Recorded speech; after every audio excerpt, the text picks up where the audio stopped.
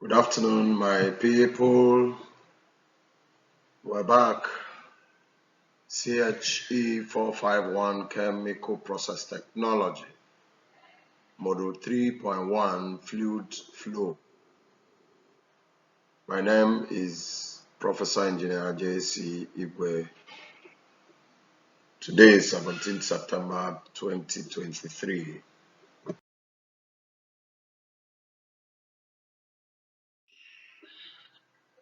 We're going to be looking at introduction to fluid flow, types of fluid flow, laminar flow, Reynolds number, turbulent flow.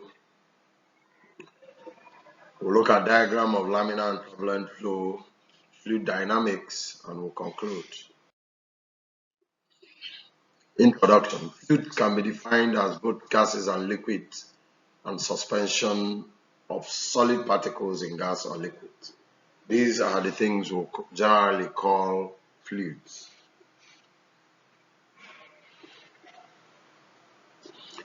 Gases are compressible fluids, but liquids, for the most part, are transported by pumping.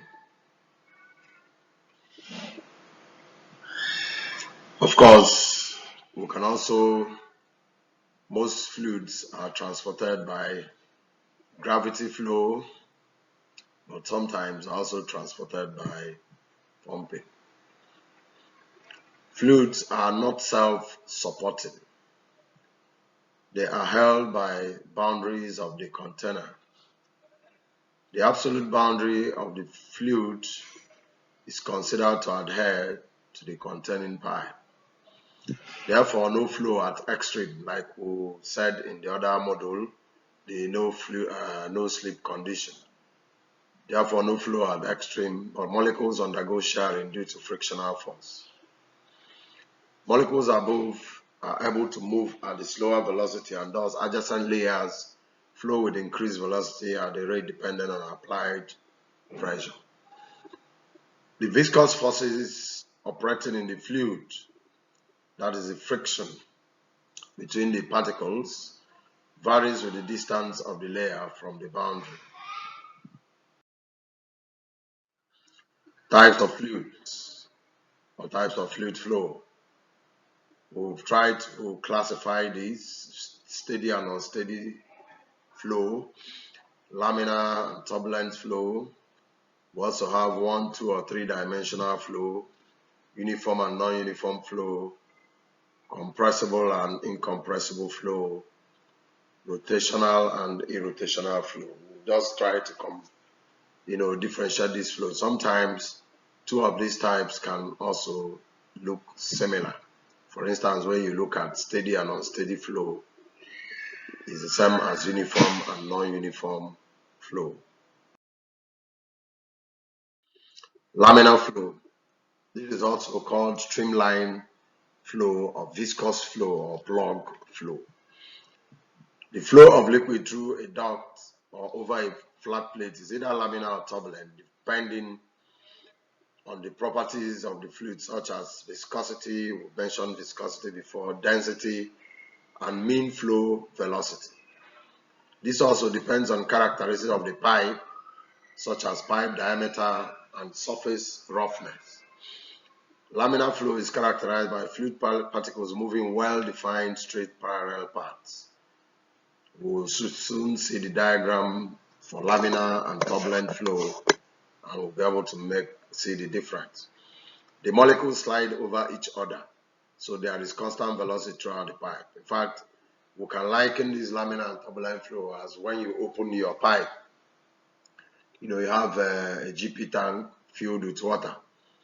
When you open the pipe a little, you see the fluid flowing, gradually, streamlined. There is no, scattered movement. But when you open the tap to the fullest, you see the water rushing, and then, in fact, if you don't use a funnel, you might waste your water because it now becomes turbulent flow where the speed has increased and the molecules are moving in all different directions. It's no longer streamlined. So in laminar flow, there is minimal macroscopic mixing across layers. This is type of flow in small tubes at low velocities, just like I've explained now. Reynolds number. Now this Reynolds number is very, very important. It's a dimensionless number, a dimensionless quantity. Of course, we'll also meet other dimensionless quantities as we go ahead. An indication whether a flow is laminar or turbulent is provided by a dimensionless number called Reynolds number. And you can see the definition there. Rho, that is the density of the fluid multiplied by the fluid velocity multiplied by the characteristic length, all divided by the viscosity. And as we see, the Reynolds number represents the ratio of the inertial forces and the viscous forces, as shown by equation 2. And it is dimensionless. If you look at the units there, kilogram will cancel kilogram. Of course, the meter will cancel the meter, and the seconds will cancel. And that gives us no units. That is dimensionless. Laminar flow is obtained at low Reynolds number when viscous forces are predominant over inertial forces. Thus, fluids with high viscosity, low density, and flowing at low average velocities in small diameter pipelines are likely to be in laminar regime. For pipe flow, it has been found through experiment that flow with Reynolds number of about 2,100 or less are laminar. So we can characterize flows using Reynolds number. Turbulent flow occurs at 4,000 and above. Of course, we have a transition zone and between 2001 to 4,000. And this Reynolds number at which this transition occurs is what we call critical Reynolds number. Now for turbulent flow, for a given pipe of large diameter, and depending on the liquid, there is a limit of mean velocity beyond which flow is no more streamlined. That means turbulent flow sets in. However, between the wall of the pipe and the point of this velocity flow, the flow is streamlined, whereas beyond this point, flow is turbulent. The distance between the vessel, that is the vessel wall, and the limit of the streamline flow is the boundary layer. We are going to see boundary layer. There will be a kind of boundary layer between the laminar flow and turbulent flow, which we call the transition zone. Its thickness is in any given system determines the degree of turbulence in the main flow. So turbulent flow is the predominant flow at high velocities and large pipes. If you look at that Reynolds number equation, there is mixing by eddy motion between layers, which causes macro mixing, and velocity at any point fluctuates. There is a transition region during which flow shows ripples. So in turbulent flow, there is force transfer due to eddy currents. Thus, momentum transfer is quicker in turbulent flow than in laminar flow. Of course, for full-scale industrial operation, agitation is used to enhance mixing. So we'll encounter more of turbulent flow, which causes more mixing than laminar flow. We'll look at this diagram: laminar, turbulent, transition, and boundary layer. Look at laminar flow, then look at turbulent flow. Laminar flow is just streamlined, moving a straight line. Turbulent flow, that straight line has been scattered. Look at this again: laminar flow, see the transition, and see turbulent flow. Now look at the boundary layer. There's laminar flow, and then as you move, of course, close to the wall, we have no slip condition. Then within the boundary layer, we'll now move into turbulence.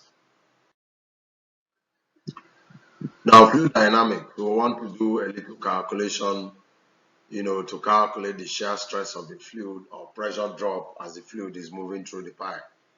So for any circular flow, we can do, perform a property balance and get equation 3. Now, if the fluid is a Newtonian fluid, like we mentioned before, we have Newtonian fluids and non-Newtonian fluids. Then we can have this as equation 4. We can simply summarize and we'll get the pressure drop as given by Hagen-Poiseuille law, equation 6. And also, in terms of frictional factor, equation 7. And of course, the shear stress is given by equation 8.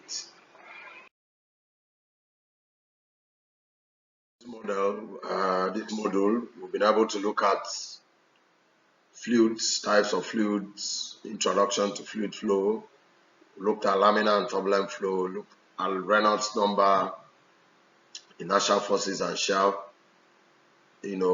stress forces. Then we looked at fluid dynamics.